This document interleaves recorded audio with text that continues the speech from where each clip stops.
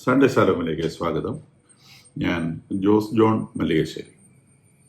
ലോക മഹായുദ്ധങ്ങൾക്ക് ശേഷം ലോകത്തിൽ സംഭവിച്ച ഏറ്റവും പ്രധാനപ്പെട്ട കാര്യം ഗ്ലോബലൈസേഷൻ എന്ന് പറയുന്ന റഷ്യയുടെ തകർച്ചയെ തുടർന്നുണ്ടായ ലോകത്തിലെ വ്യതിയാനങ്ങളാണ്.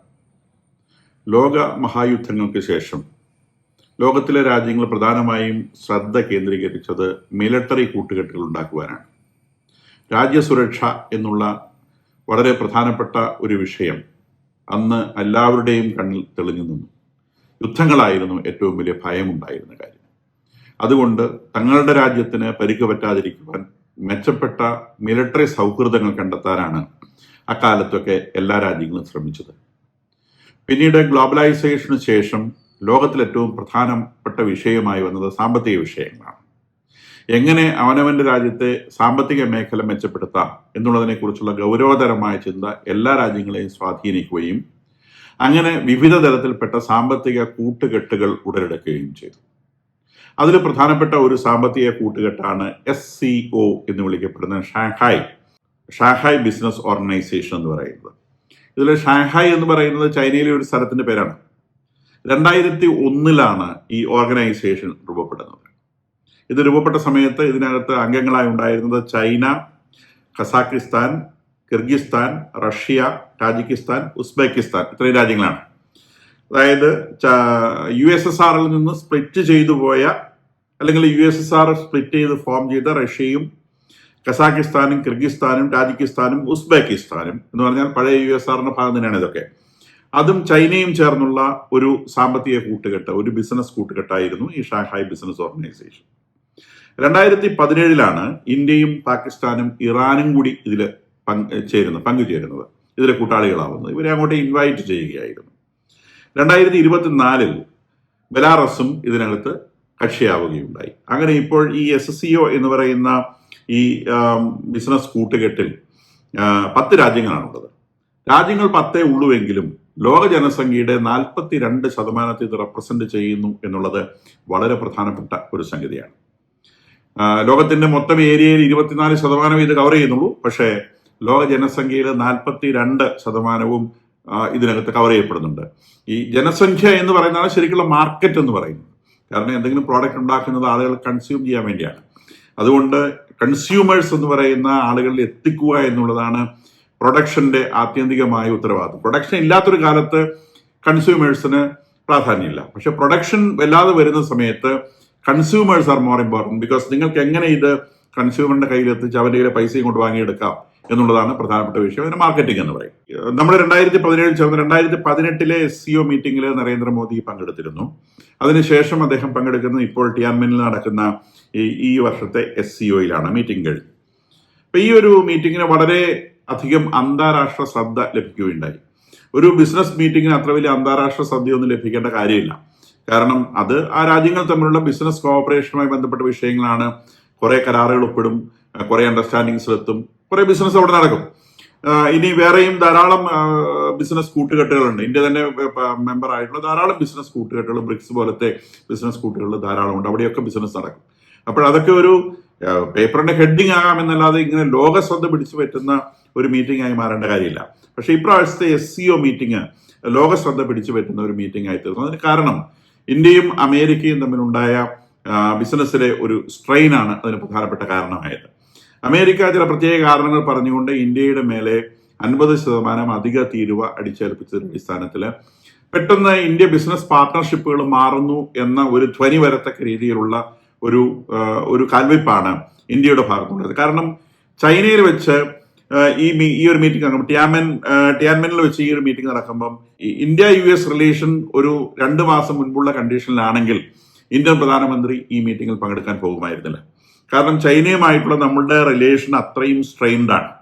അതിന്റെ കാരണം നമുക്കറിയാവുന്നതുപോലെ 2020 ഗാൽവാൻ വാലിയിൽ നടന്ന മിലിറ്ററി കോൺഫ്ലിക്റ്റ് ആണ് അതിന്റെ പ്രധാനപ്പെട്ട കാരണം. ചൈനീസ് പട്ടാളം ഇന്ത്യൻ പട്ടാളക്കാരെ ആക്രമിക്കുകയും നമ്മൾ തിരിച്ചടിക്കുകയും പിന്നെ നമ്മുടെ എൻ്റയർ നോർത്ത് ഈസ്റ്റിലെ ഇന്ത്യ ചൈന ബോർഡർ 3500 കിലോമീറ്ററിലധികം നീളം വരുന്ന ഇന്ത്യ ചൈന ബോർഡറിൽ ത്രൂ ഔട്ട് കോൺഫ്ലിക്റ്റ് ഉണ്ടാവുകയും ചെയ്തു. ഈ ഗോലാൻ വാലി എന്ന് പറയുന്നത് 1962 യുദ്ധത്തിൽ നമ്മുടെ കയ്യിൽ നിന്ന് പിടിച്ചടക്കിയ അക്ഷായ് ചിൻ എന്ന് പറയുന്ന ഏരിയ ഉണ്ട്. അത് പിന്നെ കാശ്മീരിന്റെ ഭാഗം തന്നെയായിട്ടുള്ള പ്രദേശമാണ്. കാശ്മീരിലെ ലഡാക്ക് റീജിയന്റെ ഭാഗമായിട്ടുള്ള പ്രദേശമാണ്. അപ്പൊ അതിൽ ഇപ്പോഴും നമ്മുടെ കയ്യിലുള്ള ലഡാക്ക് പാർട്ട് ഓഫ് കാശ്മീർ, പിന്നെ കാശ്മീരിൽ നിന്ന് വേർതിരിച്ച് യൂണിയൻ ടെറിട്ടറി ആക്കിയ കാര്യങ്ങളൊക്കെ നമുക്കറിയാം. അപ്പം ആ ലഡാക്ക് റീജിയണും ഈ അക്സായ് ചിന്നും തമ്മിൽ വരുന്ന ബോർഡറിലാണ് ഈ പറയുന്ന ഗോലാൻ വാലി എന്ന് പറയുന്ന സ്ഥലമുള്ളത്. ഈ ഗോലാൻ വാലിയിൽ ഒരു മിലിറ്ററി സ്ട്രാറ്റജിക്കലി ഇമ്പോർട്ടന്റ് ആയിട്ടുള്ള സ്ഥലം പിടിച്ചെടുക്കാൻ വേണ്ടി ചൈനീസ് പട്ടാളം നടത്തിയ ഒരു ശ്രമമാണ് പരസ്പരമായിട്ടുള്ള ക്ലാഷിലെത്തിയതെന്നൊക്കെ നമുക്കറിയാം. എന്തായാലും അത് ഇന്ത്യ ചൈന റിലേഷനെ വളരെയേറെ സ്ട്രെയിൻഡ് ആക്കിയ ഒരു സംഗതിയാണ്. അപ്പോൾ 3-4 വർഷത്തോളം പരസ്പരം സംസാരിക്കാതെയും പരസ്പരം ശത്രുക്കളെ പോലെയും നമ്മളുടെ രണ്ട് രാജ്യങ്ങൾ അങ്ങോട്ടും ഇങ്ങോട്ടും പെരുമാറുന്നു.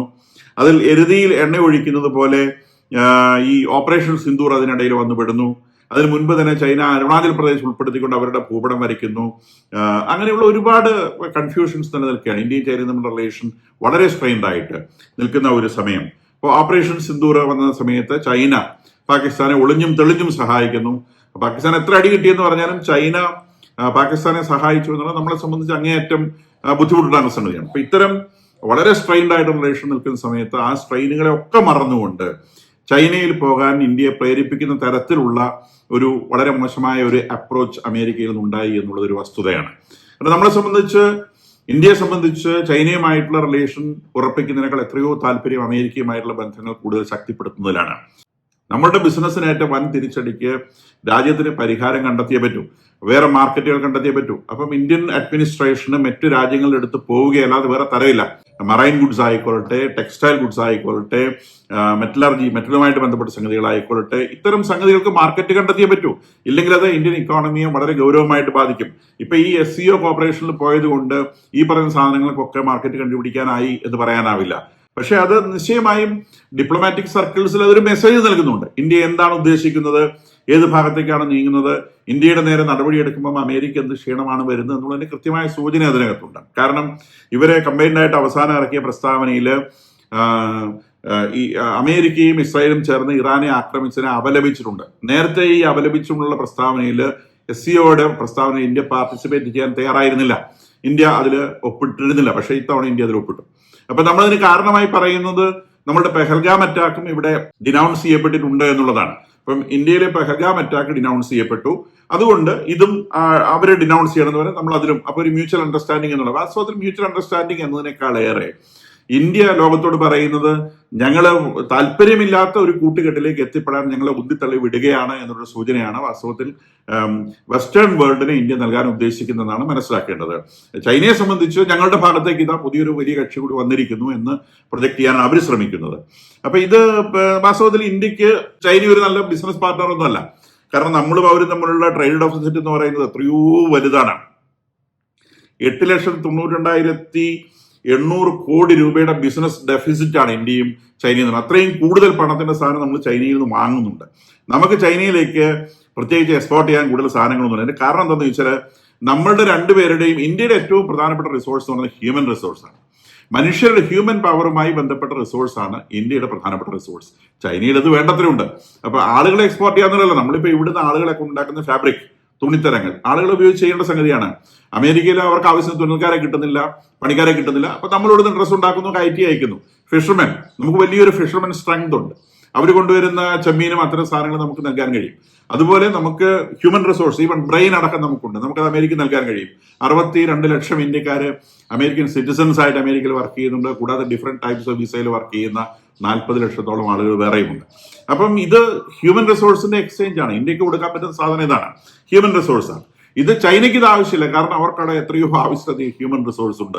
അതുകൊണ്ട് നമ്മൾ അങ്ങോട്ട് എക്സ്പോർട്ട് ചെയ്യാം എന്ന് പറയുന്ന സംഗതി കടൽപ്പുറത്തേക്ക് മണല് കയറ്റി അയക്കാം എന്ന് പറയുന്നത് പോലെയാണ്. അപ്പൊ നമുക്കവിടെ അവരുടെ അടുത്ത് എക്സ്പോർട്ട് നടത്തിയിട്ടൊന്നും ഈ ഒരു ബിസിനസ് ഗ്യാപ്പ് നമുക്ക് നികത്താനാവില്ല എന്നുള്ളത് വസ്തുതയാണ്. വാസ്തവത്തിൽ ഇന്ത്യ ഈ പറഞ്ഞ SCO മീറ്റിംഗിൽ പങ്കെടുത്തപ്പോഴും ചൈനയോടുള്ള സൗഹൃദം അത്ര വല്ലാതെ ഒന്നും ഊട്ടി ഉറപ്പിച്ചെടുക്കാൻ ശ്രമിച്ചിരുന്നില്ല എന്നുള്ളതൊരു വാസ്തവമാണ്. കാരണം ചൈനീസ് പ്രധാനമന്ത്രിയുമായി കാര്യമായ ചർച്ചകളൊന്നും ഇന്ത്യ നടത്തിയിട്ടില്ല.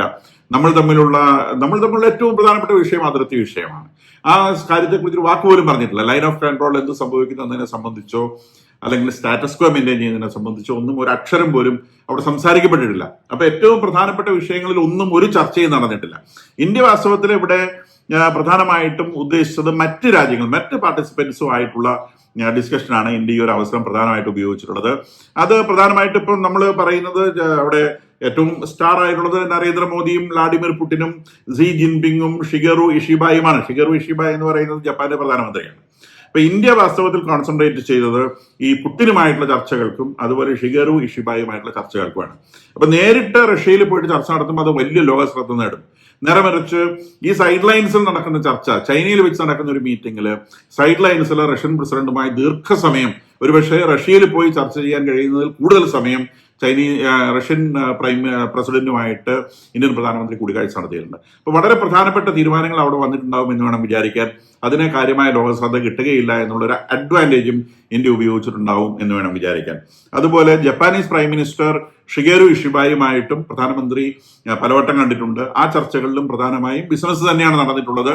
അപ്പൊ അത് ഇന്ത്യയിൽ അവരെ എത്രത്തോളം ഇൻവെസ്റ്റ് ചെയ്യാൻ തയ്യാറുണ്ട്, അത് ഇന്ത്യയിൽ എത്രത്തോളം തൊഴിലവസരങ്ങൾ ഉണ്ടാക്കും എന്നൊക്കെ നമ്മൾ കണ്ടറിയേണ്ടതാണ്. തീർച്ചയായിട്ടും ഗുണപരമായ മാറ്റങ്ങൾ ഇതിനകത്ത് ഉണ്ടായിട്ടുണ്ടാവും എന്ന് വേണം വിചാരിക്കാൻ. അവിടെയും ലോകശ്രദ്ധ മിനിമമാക്കി വെക്കുന്നതിൽ നമ്മളുടെ രാജ്യം അല്ലെങ്കിൽ നമ്മളുടെ പ്രധാനമന്ത്രിയും സംഘവും വിജയിച്ചിട്ടുണ്ട്. കാരണം നമ്മൾ ഏറ്റവും ബെസ്റ്റ് ഒരുപാട് ഈ ചൈനയുമായിട്ടുള്ള ബന്ധം നമ്മളൊരു പബ്ലിസിറ്റിക്ക് വേണ്ടി മാത്രം ഉപയോഗിച്ചിട്ടുള്ളതാണ്. American treasury secretary Peter Navarro കഴിഞ്ഞ ദിവസം പബ്ലിക് മീറ്റിംഗ് അദ്ദേഹം പത്രക്കാരെ കണ്ട് പറഞ്ഞിരുന്നു, ഇന്ത്യക്ക് നല്ല സുഹൃത്ത് അമേരിക്കയാണ്, പിന്നെ ചൈനയും റഷ്യയും ഒന്നുമല്ല, ഇന്ത്യക്ക് നല്ല സുഹൃത്തായിട്ടുള്ളത് അമേരിക്കയാണ്. നമുക്ക് ബോധ്യമുള്ള കാര്യമാണ്. അപ്പൊ അദ്ദേഹം പറയുന്നു ചൈന നമ്മളോട് ചെയ്തത് അദ്ദേഹം എണ്ണി പറയുന്നുണ്ട്. ഈ അടുത്ത ഓപ്പറേഷൻ സിന്ദൂറിൽ പോലും ചൈന നിങ്ങളെ പിന്നെ ഉപദ്രവിക്കാൻ വേണ്ടി പാകിസ്ഥാന്റെ കൂടെ കൂടിയില്ലേ എന്ന് അദ്ദേഹം ചോദിക്കുന്നുണ്ട്. കൂടാതെ 1962 പിന്നെ ചൈന നിങ്ങളോട് യുദ്ധം ചെയ്ത് അഷായിച്ച് നിങ്ങളുടെ അടുത്ത് പിടിച്ചെടുത്തില്ലേ, ഇക്കാര്യം ചോദിക്കുന്നുണ്ട്. ഇപ്പൊ നിങ്ങളുടെ പിന്നെ 3600 കിലോമീറ്റർ വരുന്ന നോർത്ത് ഈസ്റ്റ് ബോർഡറിൽ അവർ യുദ്ധം ചെയ്യുന്നില്ലേ, എന്നിട്ട് നിങ്ങളുടെ ഭൂമി പിടിച്ചെടുത്തില്ലേ, എന്നിട്ടാണ് നിങ്ങൾ ചൈനയോട് കൂട്ടുകൂടാൻ പോകുന്നത് എന്നൊക്കെ അദ്ദേഹം ചോദിക്കുന്നുണ്ട്. ഇന്ത്യയെ ഒന്ന് ഓർമ്മപ്പെടുത്താൻ വേണ്ടി. ഇന്ത്യക്കൊന്നും ഓർമ്മയില്ല, അവർ ഓർമ്മപ്പെടുത്തിയിട്ടല്ലേ നമുക്ക് ഇത് ഓർമ്മയുണ്ടാവുള്ളൂ. അപ്പൊ നമുക്ക് തിരിച്ച് ചോദിക്കാൻ ചില കാര്യങ്ങളുണ്ട്. 2001 സെപ്റ്റംബർ 11 ബിൻ ലാദൻ എന്ന് പറയുന്ന ഒരു മഹാൻ അമേരിക്കയ്ക്ക് അവരുടെ എൻറ്റയർ ഹിസ്റ്ററിയിലുള്ള ഏറ്റവും വലിയ നാണക്കേടുണ്ടാക്കിയത് ടിൻ ടവർ ഇടിച്ചു നിരത്തിക്കൊണ്ടാണ്. ഈ ബിൻ ലാദനെ ഒളിപ്പിച്ചത് പാകിസ്ഥാനാണ്. ഈ പാകിസ്ഥാനുമായിട്ട് ബന്ധപ്പെടാൻ ഇന്ത്യ ചൈനയുമായി ബന്ധപ്പെടുന്നതിനെ കഴിഞ്ഞ് മോശമല്ലേ അമേരിക്ക പാകിസ്ഥാനായിട്ട് ബന്ധപ്പെടുന്നതെന്നാണ് നമുക്ക് തിരിച്ചങ്ങോട്ട് ചോദിക്കാറുള്ളത്.